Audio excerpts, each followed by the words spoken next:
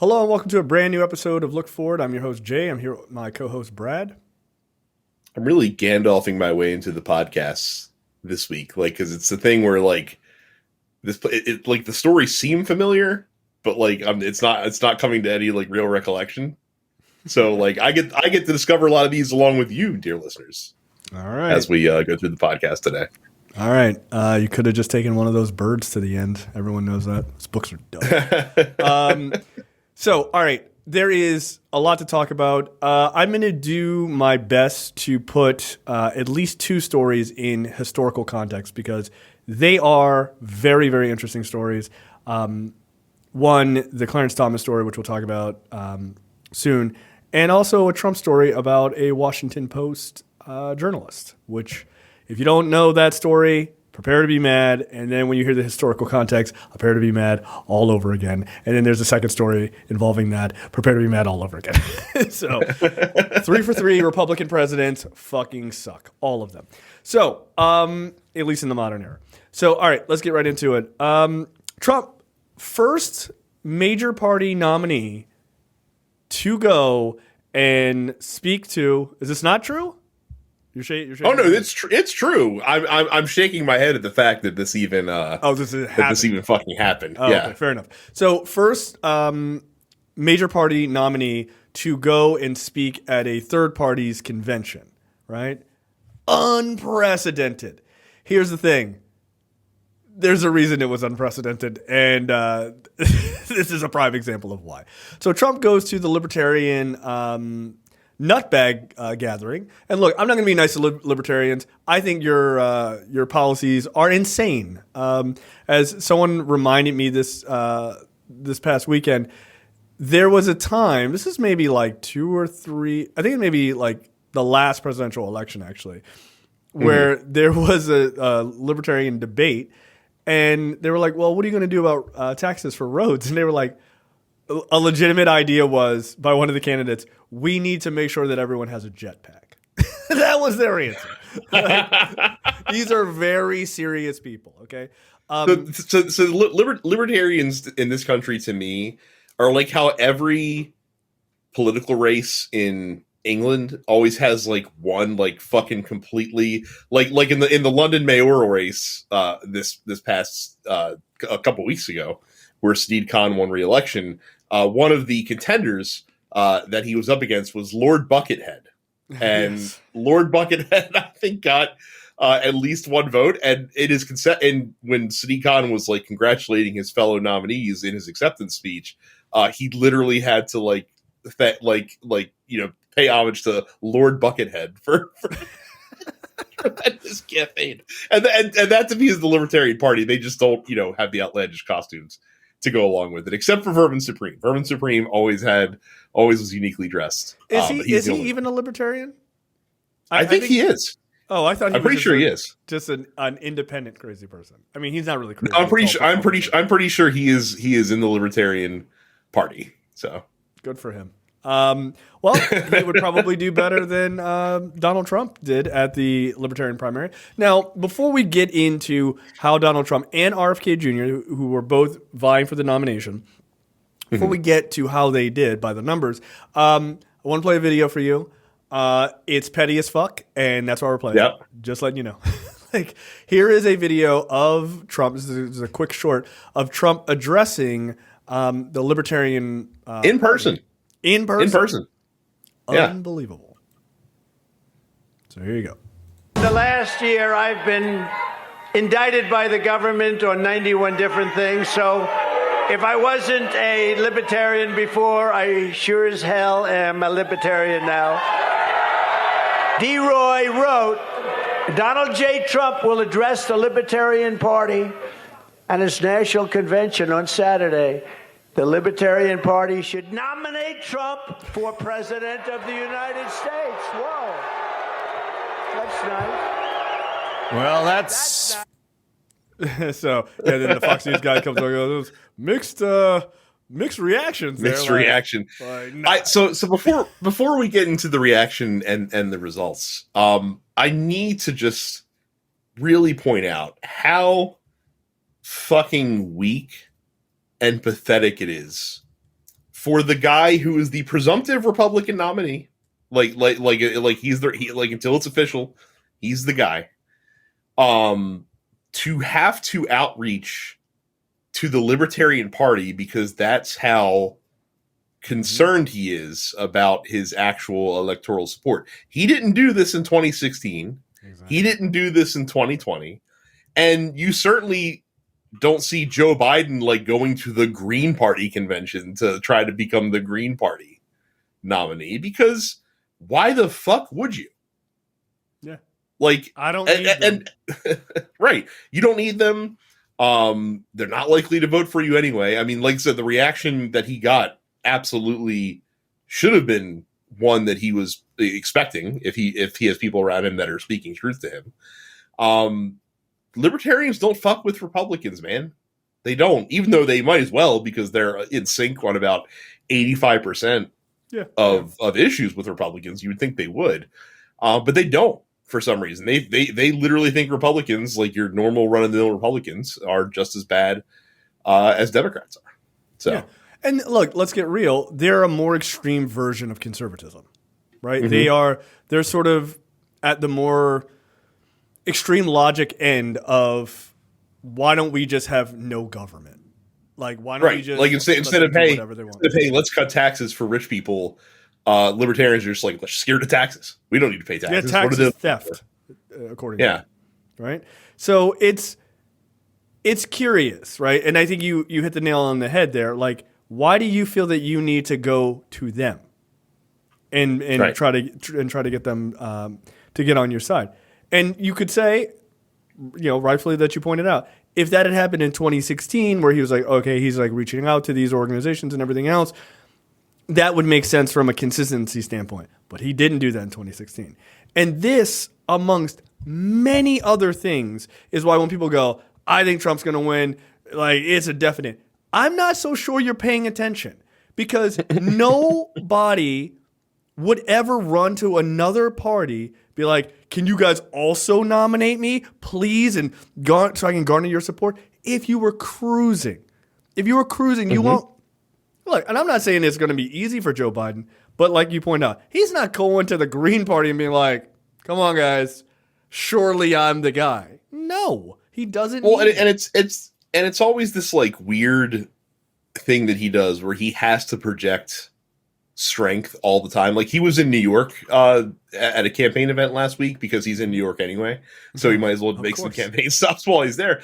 And like, he's literally saying shit like, oh, like, I think I'll probably win New York. And I'm just like, bro, like, look at a presidential election map from like any time post Reagan. Yeah, anytime post Reagan, and tell me how you think you're gonna get there. Well, in New York. Well, well, okay, you probably didn't see this. So his campaign posted, like, you remember a couple weeks ago where Roger Stone's like, here's an image of the Trump rally in New Jersey. It was like, that there are mountains back there. That's Brazil. Like, what are you talking about, right? So they did it again. Not Roger. Oh, the AI thing? I saw this. No. This one's not AI. Oh. They actually posted images and videos from his rally in the Bronx, right? And they were like, look at all these Republicans, 25,000 Republicans in New York, the stronghold, Democrats better look out. Democrats are crying, they're scared. And someone was like, oh, what are you talking about? Here's an aerial photo of that same thing. You guys are shooting down low where all the crowd is, so it looks really dense. They pulled up the image from a drone.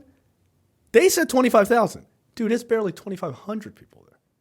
Well, and my understanding is too, like, they actually like pulled Trump supporters in from like upstate New York and surrounding states to come in. Like, it wasn't even Bronx residents, basically. Of course not. You ever been to the Bronx? Ain't nobody in there. I have been to the Bronx, actually. Yeah, for sure. Yeah, get the fuck out of here. Absolutely not.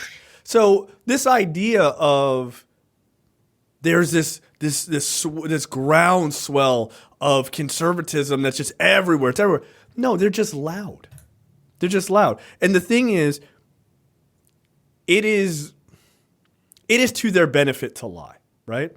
Because the more they lie, the more they tell people, we're going to win, we got 1 billion people, everybody in Rio de Janeiro is here, right? Like, the more they say insane things like that, when if and when Trump loses, they'll go, how could he have lost? He had 1 billion people at his rally. But in reality, let's investigate the voter fraud in New York because he somehow lost New York. So how was it even possible, Brad? Yeah, there had to be hijinks at play. Right. And I think that is why it's a good idea to keep all of these lies that get busted, especially about crowd sizes and all that other stuff. Though I think that's nonsense. Rallies don't vote, okay?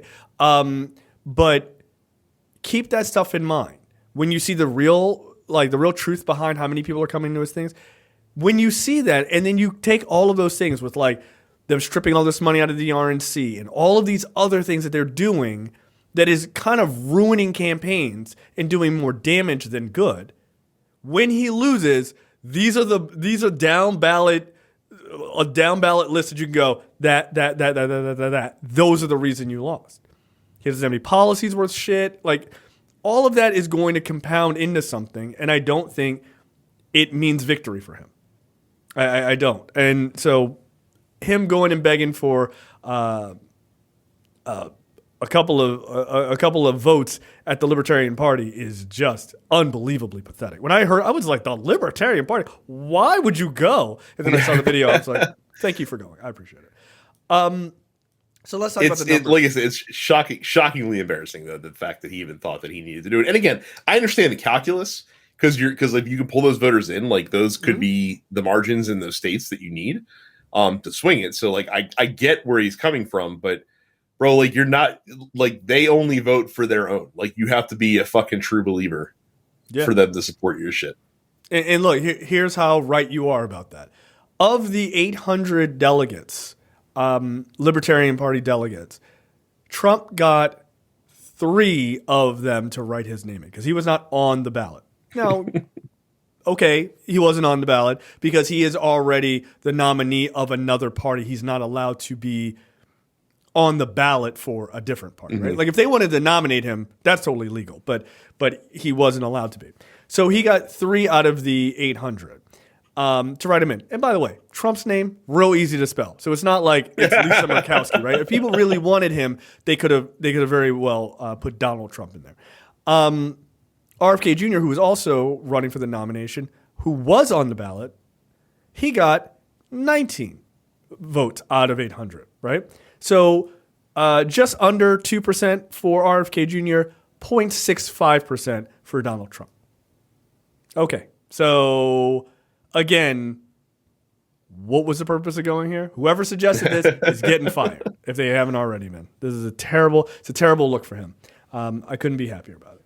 So yeah, I just thought that it's a wild story, but I don't know why he thought this was a good idea. I really don't. So of course he tried to spin it.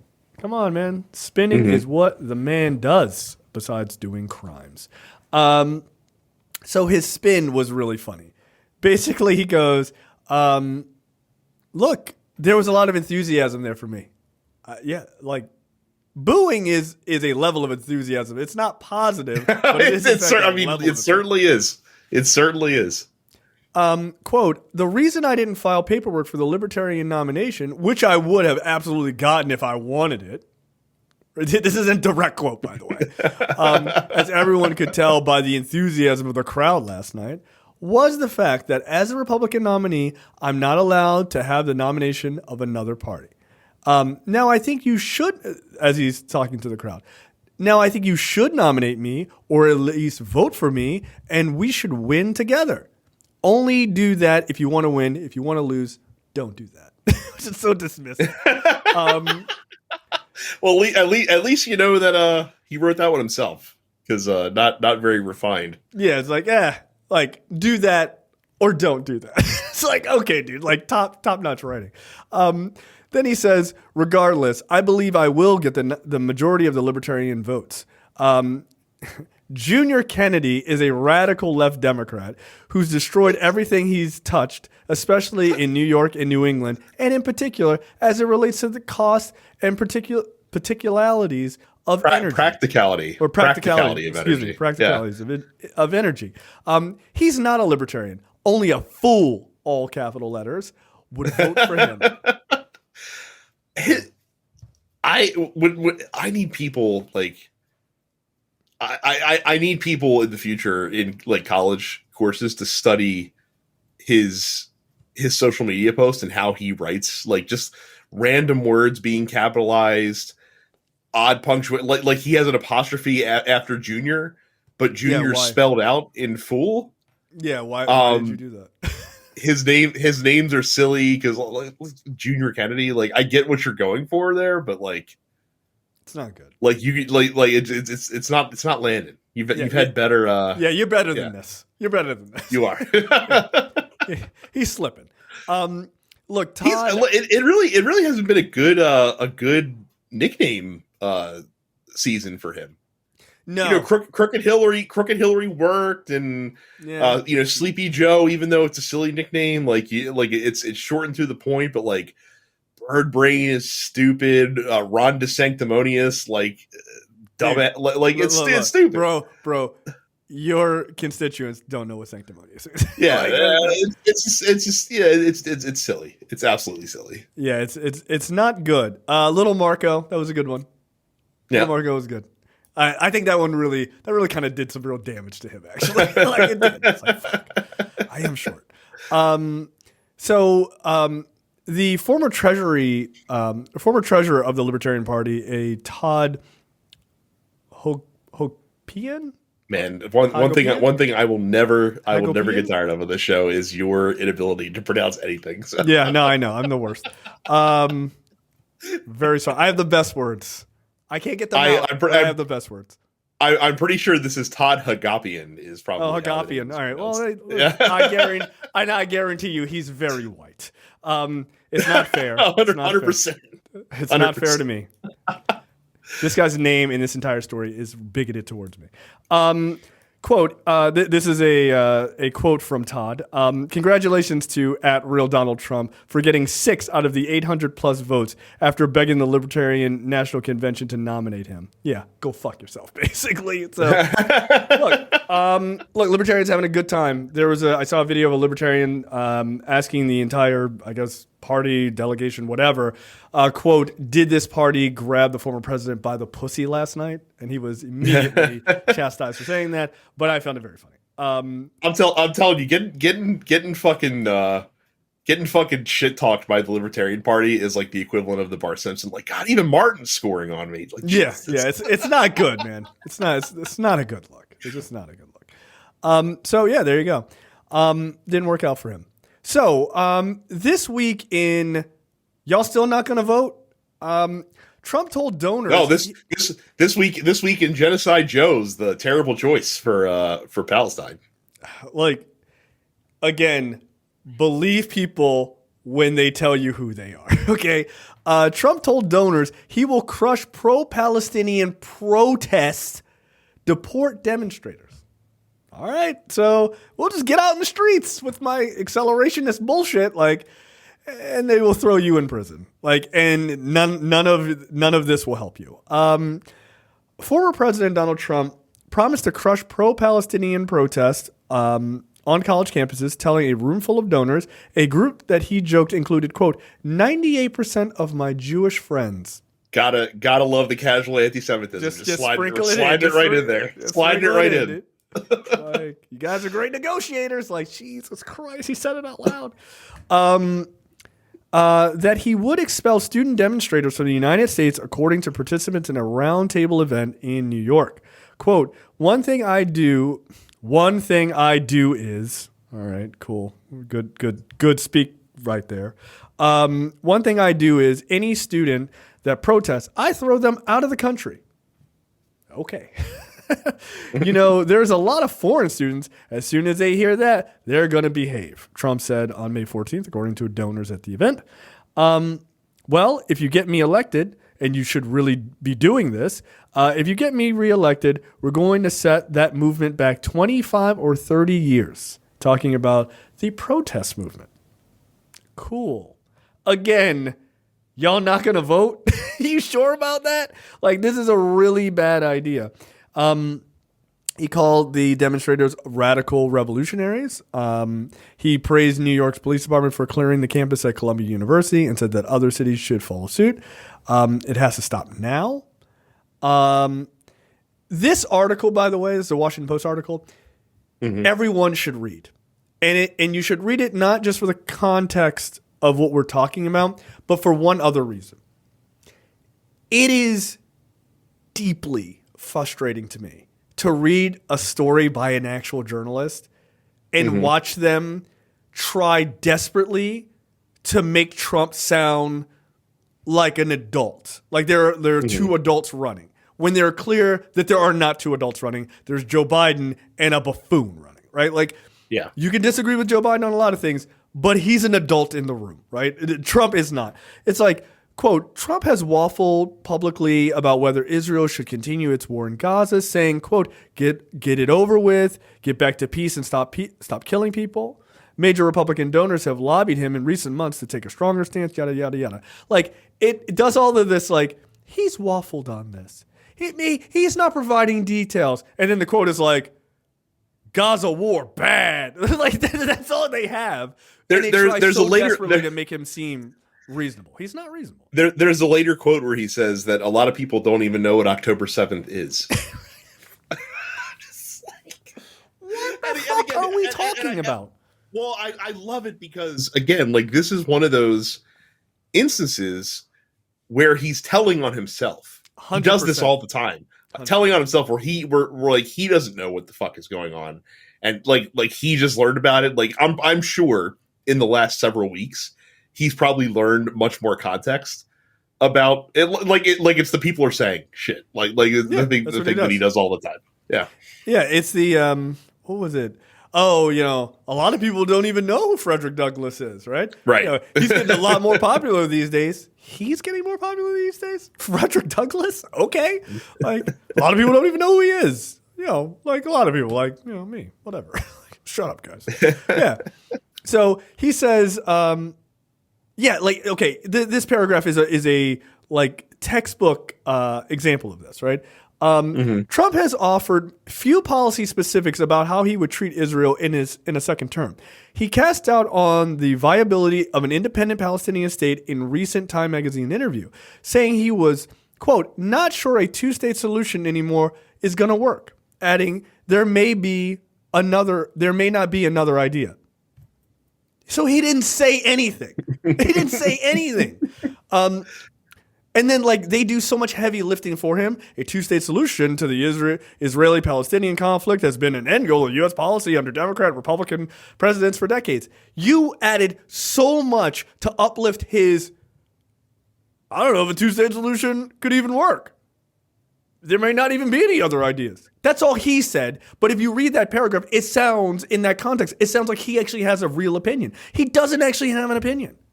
He doesn't give a shit. My other favorite quote from this donor thing that he did, he told them that he studied Jewish history and he had thoughts about this moment in U.S. history. And I'm going to quote him directly. And you go back through history, this is like just before the Holocaust. I swear. If you look, it's the same thing. You had a weak president or head of the country, and he's talking about a weak American president, by the way. And it just built, and then all of a sudden, you ended up with Hitler. You ended up with a problem like nobody knew. I would love to have Donald Trump be like, listen, I'm going to give you 10 minutes. Please tell me, in your opinion, how Adolf Hitler came to power in Germany. Please tell me the things. Please tell me the things that you think led up to Hitler rising to power in Germany, and just watch what he says. World War I will never come up, I guarantee. No. Like scapegoating of Jews in Germany to make up for, their diminished stature in the world won't come up at all. Nothing about like the Weimar Republic or anything like that will come up. Like all these things that are actually the reasons why Hitler rose to prominence. What is the over-under that he thinks Germany attacked us at Pearl Harbor? Like, what's the over-under? Like, it's a non-zero. A lot of German kamikaze pilots died that day. Like, that's right. What? He doesn't know anything. FDR was so weak. I mean, I don't know if you've seen this guy. Couldn't even walk. FDR. That's how weak he was. Couldn't walk. So weak. He didn't see the Germans flying over the country towards Hawaii, flying over the country towards Pearl Harbor. If you had someone in charge who could walk, they would have seen the planes before they dropped the bombs. Pearl Harbor would have never happened. Like that. Under me, it would never have happened. Really? Okay. All right, guys. But only Trump, who is unbelievably ignorant about American history and America's present, if we're being honest, and the world's present, would say that FDR was a weak president. Like, yeah, dude, of all the presidents, he very well might be considered the strongest president. Like, all right, dude. Like, Jesus Christ. That's right. That's right. Because don't you know Hitler came to prominence because all the Hoovervilles around the country in the Great Depression. He was like, that's what did it. He was like, oh, the Americans are broke. Now's the time. Like, nah, dude. Like, yeah, they fucking nailed it. Fucking nailed it. So, oh my god, a lot of people don't even know what October 7th is. But again, like, this is the kind of stuff that, like, I truly feel like every Republican voter should be, especially if they give a shit about the Israel-Gaza conflict. Every Republican voter should be confronted with this shit and be like, hey, make sense of this for me real quick. And then watch them do like somersaults and backflips to try to justify or rationalize or all this other shit. Yeah. And look, at the same time, anybody thinking about not voting should also be brought up to this. If you're talking about not voting because of the protests and everything else, and you're protesting Gaza and you support that protest, but you're not going to vote because you don't think it matters, this guy is telling you, I'm going to take the gloves off on the protesters. Not even talking about also taking the gloves off or allowing Israel to take the gloves off in Gaza, right? But also at home, domestically, he's going to kick the shit out of you guys. Now, what they would probably argue is, well, they're already having run-ins with cops. Yeah, you are. And that shit's not acceptable. But what do you think happens when the National Guard gets involved? Yeah. Right? What do you think happens? You think you're not going to have another Kent State shit? You will. Yeah, go ask Trump about that. Let's see if he's heard anything about the Kent State massacre and if he can talk eloquently about that. He's gonna. They shot a student.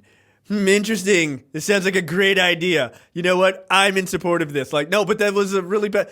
Do it. Just shoot the hippies. Who cares? Who cares? Yeah. Great. What's your opinion on the Kent State massacre? Like, really bad? I think that maybe the cops thought that because all the, it was the Superman college that all the students would, the bullets would just bounce off of them, would just bounce off. They were wrong. Who could have known? So who could have known? A lot of people have and allow me massacre. No, a lot of people are just learning about it. Yeah. People are learning every day.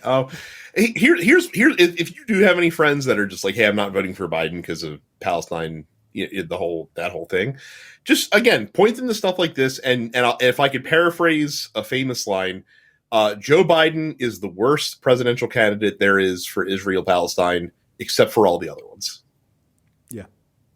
Yeah, that's the reality of the situation. So. Yep. I saw somebody post the other day. They were like, "Yeah, genocide Joe," and someone goes, "Yeah, genocide Joe and genocide Bush and genocide Barack and genocide," and they just named a bunch. They were like, "Do you get it?"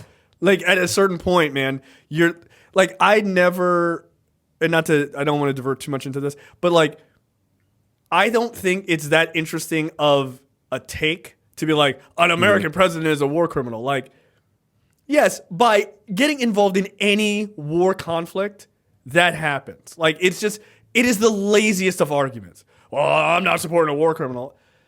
Bro, whoever would be president is not going to suddenly like, all right, make a pile of all of our weapons, burn them, and then we're all just we'll be like who's down in Whoville just singing in circles. That's just not going to happen. It doesn't matter which party it is. Like, you could put who's that nutball from the Green Party? Jill Stein. Yeah, Jill Stein, fucking hanging out with Vladimir Putin, Jill Stein.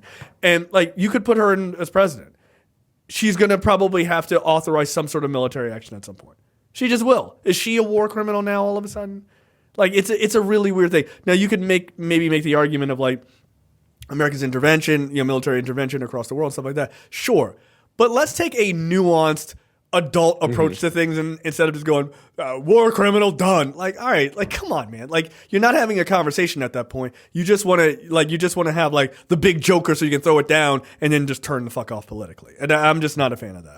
I think it's intellectually very lazy. Speaking of before we take a break, did you ever find so like there was a weird quote that you showed me and Andy out of context for RFK Jr. I have not found it. Okay. I'll see if I can find it. There's a video online where RFK Jr. Said that like I'm the only one who knows that like the Ukraine-Russia conflict is a hoax, and you just found that clip and you're just like, I don't know any context behind this, and I really want to find out like what the entire story was around it. I do too. Like I'm dying to know like what the context was around him saying that, because that's an insane thing to say. It's super crazy. I want to find the full context. That's one of the reasons why that's not on the docket. Because I want to be fair to him, right? Mm-hmm. I'm sure it's really dumb, but I want to be fair to him and get the full context of what he said. I will say this: I read the best thing about him this past week, which was, to paraphrase this person, I'm not so sure that the brainworm died of starvation as much as it died from morbid obesity from eating so much of his fucking meat. And I was like, that's pretty good. I like that. That's not bad. All right, let's take a quick break and come right back. Okay, next up, Biden administration canceling more debt. You want to take this one? Yeah, so again, file this under Joe Biden's not doing anything as president, bro. Another 160,000 student loan borrowers are now getting their debt canceled, which is adding $7.7 billion of canceled debt to student. Well, sorry, they're a total of $7.7 billion in canceled student loans. Or no, sorry, I read that right the first time. They're adding another $7.7 billion of canceled loans to bring the total to $167 billion in student loans canceled for nearly 5 million Americans. If only it was 168 billion, then I would start to count it. It's true. Which is just hilarious. If only I had student debt, Jay, then maybe I would give a shit about this. Why doesn't Joe Biden care about anyone else? That's right. Where's my nearly 40-year-old professional white guy loan relief? Where's my Capital One credit card debt relief, Jay? Why is it the Biden administration canceling my credit card debt? Why do I have to pay for my car? I bought a car. I bought a new Chevy Tahoe. Why do I have to pay for it? Right. Joe Biden hates me. This is good. Again, giving 5 million Americans a chance to pull themselves, hoist themselves up by their own petard, if you will, and get out into the workforce where they're not saddled with this level of debt is a good thing. That is good for the economy. I wish I could do more of it. Again, remember when far left people said that he wasn't going to cancel any debt and it wasn't enough and all this other stuff? This dude has canceled $167 billion. Where's Nina Turner? Where is she? Where is Nina Turner right now?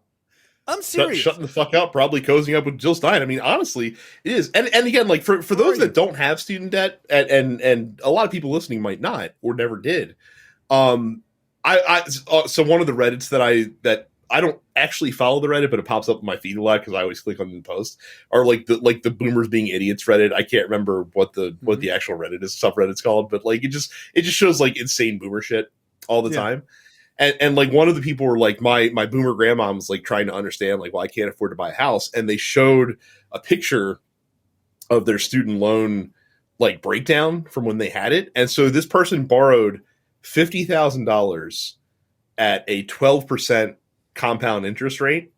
And by the time the loan was paid, they will have paid like $140,000 on a $50,000 loan. Oof. That's fucking insane. Yes. That's legal and happens. Yeah. The time. All the time. Right. By the way. Yeah. No, I'm not surprised. I'm not surprised. Like that's the kind of shit that if like a fucking a loan shark was offering you those terms, they would be thrown in prison. Yeah. but for student loan companies, like totally cool. No problem. Amazing. No big deal. Okay, here, look, I asked, where's Nina Turner on student loan forgiveness? Here's a tweet from Nina Turner, February 21st, not that long ago, okay?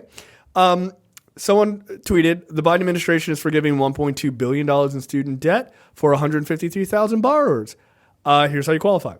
Nina Turner retweets that and says, or quote tweets it, it's incredibly encouraging to see the POTUS continuing to cancel some student debt. But if he can cancel some debt, he has the authority to cancel it all. He must continue to do more. Working families across America need relief. I don't propose, and I'm saying this with 100% seriousness. I don't think I am as smart or as knowledgeable, as deep knowledge of politics as Nina Turner is. And I know that Nina Turner knows that what she's saying is bullshit. And that's what not only is it bullshit, but it's willful. It not only is it bullshit, but it's willful ignorance, considering that, again, if you remember a couple of years ago, the administration did try to take a big swing at canceling a shitload of student debt, and the Supreme Court was like, nah, not on our fucking watch. Get the fuck out of here. You must be crazy. Right. So she knows that. She knows that, and then she will go on here and quote tweet and get 221 likes and 41 reposts saying something she knows is incorrect. I don't care if you're on the far right or on the far left. Don't fucking sit there and lie. And you know what you're saying is incorrect. You know what you're saying is incorrect. You think Nina Turner doesn't fucking know that the Supreme Court knocked down that big fucking big swing that Joe Biden did that Brad just talked about? You think she doesn't know? Of course she knows. Gee whiz, all the more reason to make sure we reelect a Democratic president, so that if Clarence Thomas or Samuel Alito or somebody else croaks over the next 4 years, that we can make sure that we don't get a 40-year-old tube baby from the Federalist Society put on the Supreme Court. Exactly. So this idea, well, he can cancel all of it, but he literally can't.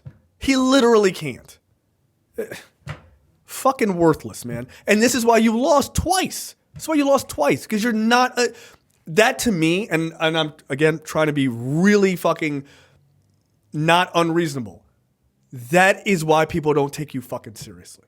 Yeah, and Chantel Brown is not like some fucing amazing like groundswell politician. Like, she's just a normie fucking Democrat who is the sane person.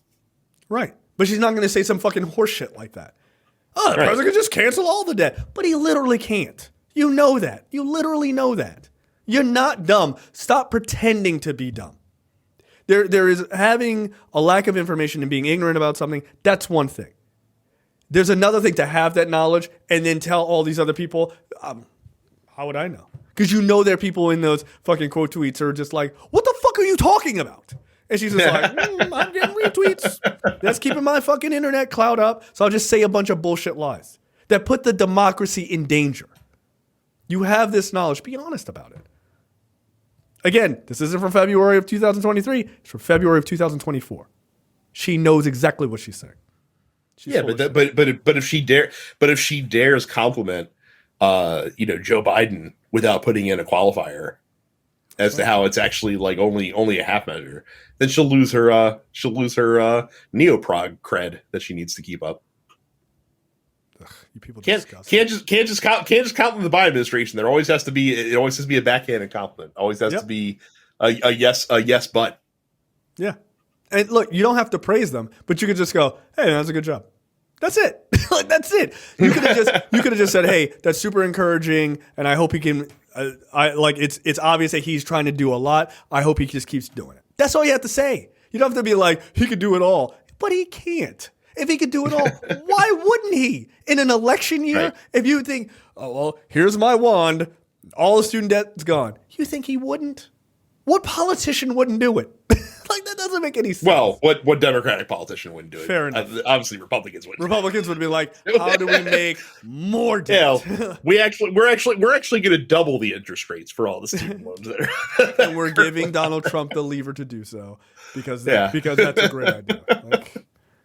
Come on, man. Don't pretend to be ignorant. You know? Like I don't like you know what the fuck you're saying, and you're pretending to be a fool, and you're taking a bunch of other people who don't know right off a cliff with you, and that's just politically it's just gross. And as a black person, that really pisses me off because you're putting black people in danger of a fucking psycho-fascist becoming president over this shit. And you know better. I know you know better. Like, I've seen you talk. You're not a fucking idiot. And if you didn't know that, then you are a fucking idiot. So stop tweeting. Stop tweeting. It's ridiculous. Speaking of idiots, Clarence Thomas is back in the news. Clarence Thomas is an asshole. I love when Clarence Thomas is back in the news. He won't take that fucking RV. Just take the RV. Just take the offer is off the table now. It was only good for a month. So damn it. We got to extend that offer. Clarence Thomas uses the Supreme Court case about the South Carolina map that was very much handicapping black people in South Carolina, the vote map or the district map. He used that case that made it to the Supreme Court as a jumping off point to shit on Brown versus Board of Education. It's the 70th anniversary. I wonder if Clarence Thomas personally would have benefited from a separate but knocking down separate but equal in the United States. I can't imagine. In 1954, you think? Curious. So, 70th anniversary of Brown versus Board of Education. This fucker comes out and he's like, listen, federal courts have limited power to grant equitable relief. Quote, not the flexible power to invent whatever new remedies may seem useful at the time. Now, he's talking about the South Carolina case, but he was also talking about ending racial segregation in schools, right? Because he also says that those remedies came through, quote, extravagant uses of judicial power to make a more perfect union. He was like, that was a terrible idea. How could they go out of bounds on doing this? By the way, let's make sure we try to restrict women's right to their own bodies because that's not out of bounds. I totally support that. It's very strange that he is really he really loves to come out against any court rulings that help broaden equality, except for one very specific aspect, except for one very specific equality ruling. Gee, I wonder which one. He doesn't. Yeah, I'm about to say he doesn't say anything about one specific one. Listeners, I'll let you guess what that is and why he doesn't have a problem with that specific ruling. But literally everything else, if it helps black people or minorities have a more equitable footing in this country, Clarence Thomas fucking hates it. And if you slow burn either last season or the season before made him the focal point of the entire season, it's a fascinating listen to learn and understand how he came up, because what might surprise people is Clarence Thomas was like in the Black Panthers when he was in college. Like he was basically super blackety black. He absolutely was. Yeah, he was all about it, and then grew to fucking hate it when he got out of school and started working in the government. Like he resented the fact that he was put on in the Reagan administration when he worked at the Department of Justice. He resented the fact that he was put on civil rights stuff because he's like, they're only putting me here because I'm black. Yep. He learned he came to resent these things, and it's weird because it's just an odd origin story behind why he is the way that he is today. So, okay, I have a personal opinion as to why he is the way he is, and it is the most dangerous thing. The most dangerous thing used. How do I put this? The most dangerous thing you can do in politics, especially in politics, to a impressionable black man is twofold, right? One, you limit their success, or you tell them or somehow make them feel like their success is limited or is only, they're only succeeding because of blackness, right? Like, like we're putting you here because we think that you've come from this disenfranchised area, so we're giving you a leg up, right? And like maybe the first time you're like, okay, like cool, because everybody's getting screwed. But then when it keeps happening to you, then it starts to feel like you don't actually believe that I'm smart, right? Like you don't think I actually deserve to be here, right? That's one.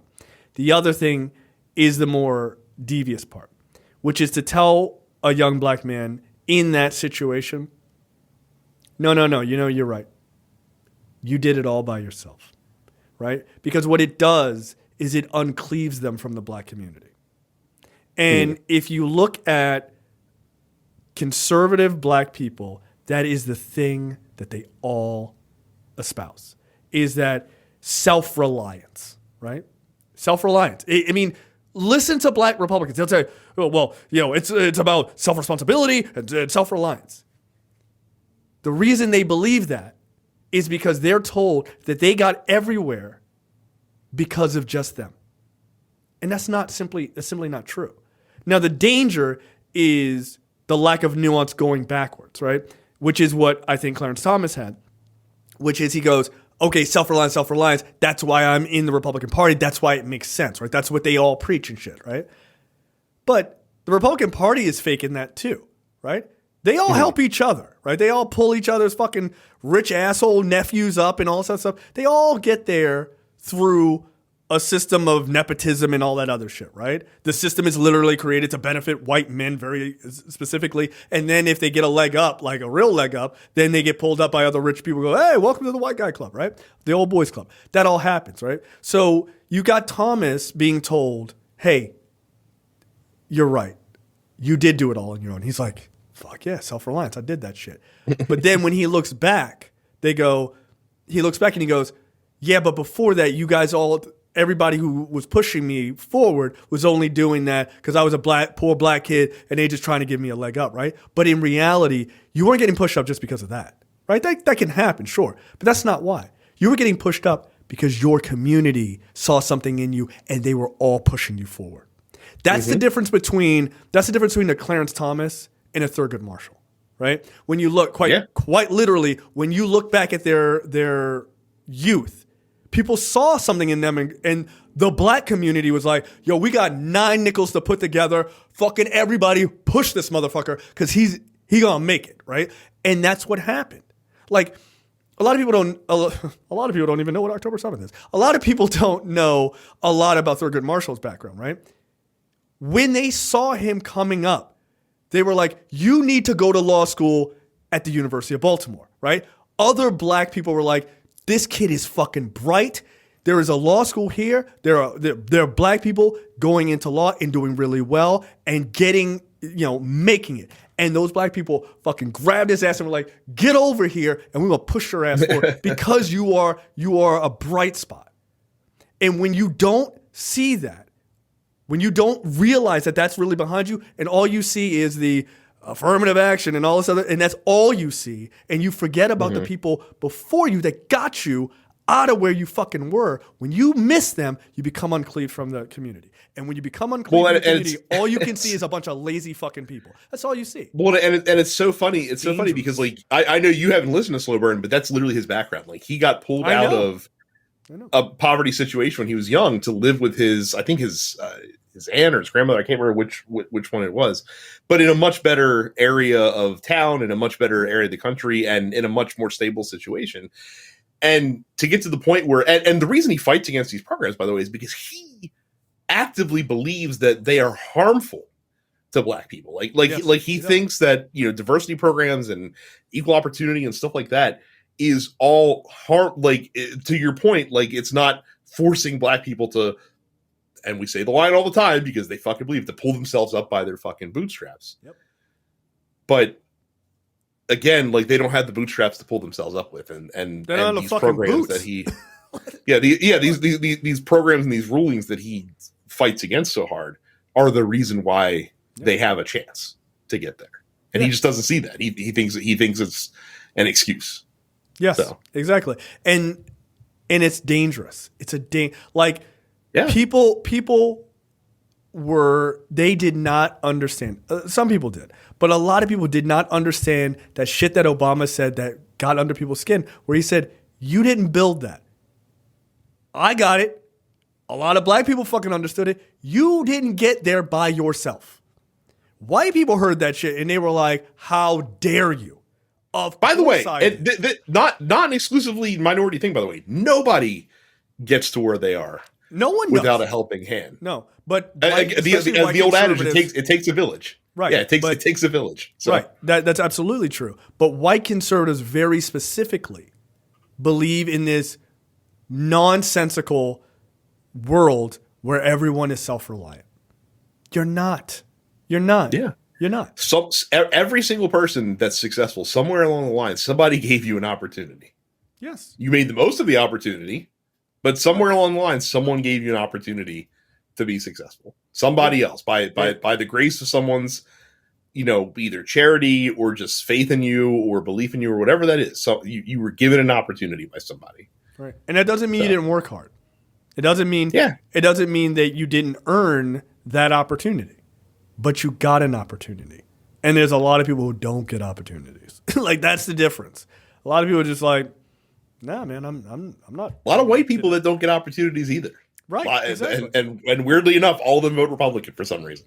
But, because they all think they're going to hit the fucking lottery one day. Right. Yeah. Yeah, you're not. No.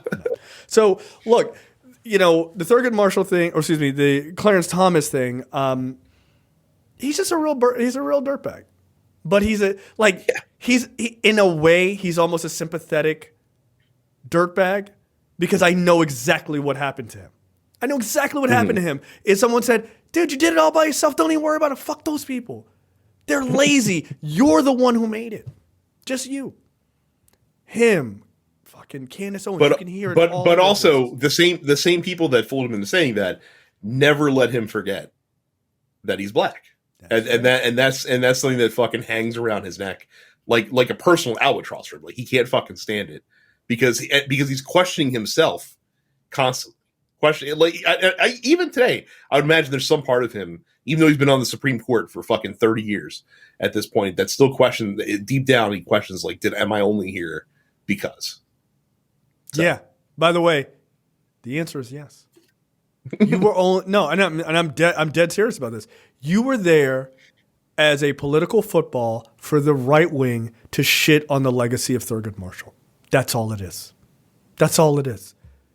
Amy Coney Barrett, you're there to shit on the legacy of RBG. That's why you're there. That's it. I'm not saying you didn't earn it in their eyes, but there is definitely a reason why you pick the most right-wing photocopy of that person. They could have put a man in for RBG. They absolutely could have. But they wanted a white woman because they wanted to be like, hey, remember how you guys had that one? Yeah, fuck her legacy. Watch what we do with this one. That's why. Oh, did you like Thurgood Marshall? Oh, good. Did you name an airport after him? Wait till you see this fucking asshole we're going to put in this place. That's why. Democrats don't do that. They're just like, why don't we just put someone on who's good? They're like, let's put the, ironically enough, let's put the most qualified person on. What a crazy idea. How could they be qualified? Yeah. They're not even a white man. like that's Republicans' thought process. Remember Sonia Sotomayor? How could she be the most qualified? I don't know, man. She seems pretty fucking qualified. But are people aware that her parents are from Puerto Rico? Are people aware of this? Like they were freaking out. They didn't even know. Oh, they couldn't get. Ketanji Brown Jackson only got on because she's a black woman. Yeah. Meanwhile, she's just fucking draining threes like she's Steph Curry every fucking time she gets to talk like there. Okay. We might have made a grave mistake about voting for her. Shit. Yeah. No. And it's like she was literally the most qualified of any of the Supreme Court justices at the time of her nomination. Like, she had way more experience and had clerked for all these people. And they were like, yeah, but can we say it? Black. Can we say black? Like, shit. And woman. Yeah. Two. She's a double minority. This isn't fair. This isn't fair to us. Yeah. No, but that's the reality. Democrats pick people who are qualified. Republicans pick people just to shit on the legacy of the person they're replacing. So, I get why Democrats pick who they pick. It makes sense. They're qualified people. But they should have just found just the most liberal Italian person when Antonin Scalia died. Bring me Super Mario. In the words of the Joker, bring me the Italian. I mean, look, Clarence Thomas is a real dirtbag. Like he just is fundamentally. He's just a piece of shit. But the thing about this story and about the 70th anniversary of Brown versus Board of Education, and it's that segregation in schools is now higher than it was back then. That's really? Yes. So here's an interesting statistic. At the peak of desegregation in 1988, around 37% of black students nationally attended schools with a majority of white students. Only 19% did so in 2018, according to a report from the Civil Rights Project at UCLA. 1968, around 77% of black students went to predominantly non-white schools, right? So very, very segregated situation. That fell to 63% in 1988, the height of desegregation. Yay. But then rose again and reached 81% in 2018. It's more segregated now than it was in 68. So I wondered, unfucking believable. But also, but also how much of this is the natural end point of gross income inequality as well? So here's the problem. There are now 25 new cities across the United States. I think St. George, Louisiana is the newest, that are racially almost purely white. These newly established cities. They're resegregating the country. And it's happening in fucking real time. And you're seeing this all over the South. All over the South, it's happening. Yes, does it have to do with money? Sure. But this segregation is happening, this increase in segregation in schools is happening at a time where the student body is more diverse than it's ever been in American history, right? At the time of, in 1970, Latino students were less than 1% of students in the United States. Less than 1%. 2018, they're 27.1%. And yet, segregation is higher than it was in 68. So the student body is even more diverse. But black and brown schools get, I believe it's 3 times less funding than predominantly white schools. So and property taxes account for 81% of school funding. So yes, it is an economic thing, but it's a property tax thing, right? Poor neighborhoods, that all makes sense. It's fucked up and we should definitely not do that. But it's also just a general funding thing. They purposely lower or underfund these schools. I would imagine too, obviously private schools are going to be more inherently white than public schools are going to be. So there's a lot of self-selection going on there. The rise of charter schools, a lot of self-selection going on there. Even magnet schools to some extent. Again, like magnet schools are accessible for everybody, but you need to be a little bit better off from an income standpoint to be able to hoof it further than your local school district and stuff. Well, it goes even deeper than that, right? To your point, public schools have less, black and brown public schools, or predominantly black and brown public schools, have less AP courses too. So, and that's not just in high school, obviously. That could also be middle school. So that idea of even being able to test to get into magnet schools or even learn the information to get into magnet schools exists far less for black and brown kids in these schools. So it is self-selecting, sort of, kind of, as in white conservatives are making sure. And by the way, actually I shouldn't say that. White people, because it's also liberals too, because liberals do the fucking NIMBY bullshit too. Oh, let's keep it diverse. Fucking over there, right? Like white liberals have a lot of NIMBY behavior too. So it's not in my backyard is what that stands for. But they are also responsible for that. So keeping that sort of shit suppressed is very much in their favor. So just keep that in mind. It's and this, I mean, the downside of this is that, again, it creates a lot of not only disadvantages, minority kids from being on the same level, but also it hurts white students as well, not being exposed to folks from diverse backgrounds. Again, I can tell you firsthand, like it's much better to have exposure to a diverse group of folks than just be around others that are just your own kind. Yeah. Helps your worldview incredibly. So yeah, absolutely. I mean, it's good for everybody. It allows people to not live based in stereotypes, but lived experience, right? Racism exists in the U.S. and in a way that it didn't, like it's far more tamped down. I mean, in the era of Trump, it's fucking raising back up. But before Trump, it was a lot more tamped down. And part of that is we're interacting. Like, you know what I mean? Yeah. Not you and I. We're not solving racism. I mean, maybe a little bit, but I think we have done it already. So Trump's trying to claw it back. Yeah, I know. We had it fucking locked, man. It was over. Obama. Yeah, this whole podcast network basically solved it all in partnership with the Obama administration, and then fucking Trump had to come along and ruin it. Just ruined it. Just ruined it for everybody. But human beings are interacting with other people who don't look like them, and that's a good thing, right? And it just allows people to go, I don't like those people over there, and then their kids go, I'm friends with those people. What the fuck are you talking about? They're all the same. They're nothing like what you're saying. And they're not speaking from a point of ignorance. They're speaking from experience.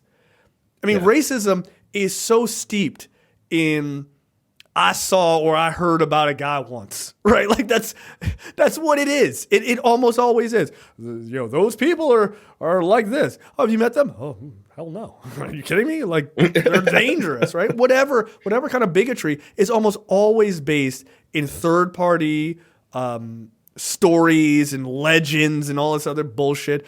And you heard a guy who heard a guy who knew a guy who knew a guy type of shit, right? It's almost never based in actual experience, like lived more than 2-second experiences with people. Because when you actually talk to people and you deal with them, you go, oh, this guy's like every other asshole I've ever met, right? Like they just are, right? So you just go, oh, okay, that's fine, whatever. People are individuals, but this idea of resegregating schools is fucking dangerous, man. It's fucking dangerous, and I can see it online. Like when I'm reading this article, I'm like, this is why young kids are, a lot of young kids are in diverse areas and they do know white people and black people and Latin people or whatever and gay folks and stuff like that. But then you see other like Midwestern kids talking and you're like, oh, you don't know anybody else that doesn't look and believe the same things you do. And they're like, well, that's why I don't believe in college. No, that's why you should fucking go. Go meet other people. For the love of God, go. Because then you learn.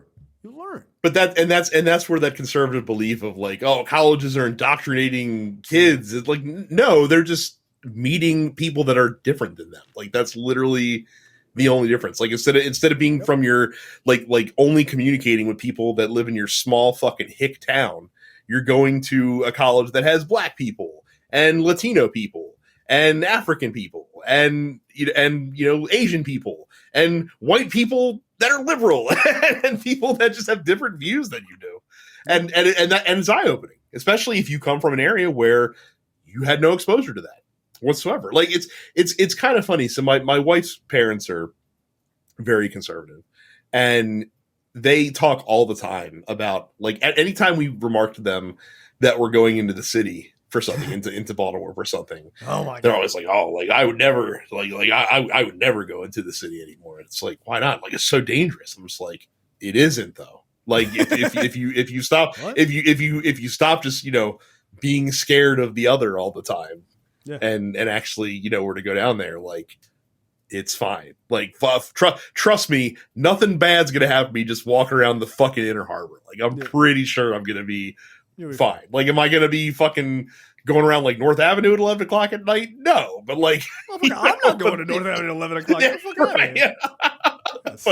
But I think going to the ball game, I'll be okay to go to the Orioles game. Like, I think you'll be fine. Yeah, you'll be fine. Like, it's It's fucking hilarious. But yeah, nobody is more scared of the rest of society than tough talking conservatives. Oh, I would. Yes. And if you go, make sure you bring your guns.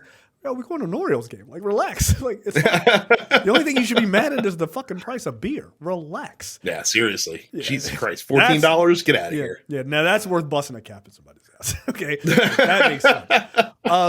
But like, here's a prime example, and then we're gonna take a quick break. Do you know who Derek Black is? You ever heard of that name? Derek Black is the son of Don Black, the founder of Stormfront. And is also the godchild of former Ku Klux Klan Grand Wizard David Duke. They all run in the same circles. Yeah. Derek Black. Is this a Ron Reagan Jr. situation here? It is, in fact. Derek Black was like born and bred in this shit, right? He was just he was raised in the most racist primordial soup you could fucking imagine, right?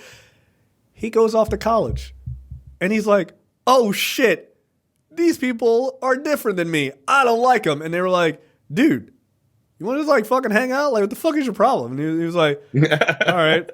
And then he was like, oh shit, these are my friends. It turns out all that bullshit I've been fed my entire life was nonsense, and none of these kids are like that. These black and brown kids are nothing like that. These women that you say are terrible and whores or whatever, they're nothing like that. These are my friends. They're intelligent and kind-hearted people. And you know what he did? He rejected all of that shit. All of it. I remember reading, it was like a Washington Post story a number of years ago about it, and I was just like, I was riveted to it. People who are put into a box and left in that fucking box, never to see the outside world, grow up to be Derek Black before he went to college. Going to college, or at least going and moving somewhere else and meeting other people. I'm not saying you got to go to college. College is a really good thing just because like you get to make a lot of mistakes and then learn shit there, right? We all do. But exposure matters. So this idea of like the country will be better if all of us whites are over here and all the blacks are over there. No, it will not. It will get terrible. It will get terrible.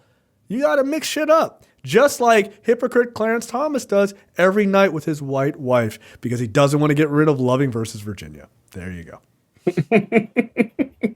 All right. You brought it around. Yeah. Nailed it. Okay, that's the end of the free portion for this week's episode of Look Forward. Make sure you go to lookforwardshow.com/premium. Sign up for premium content. It's only $5 a month or $50 for the full year.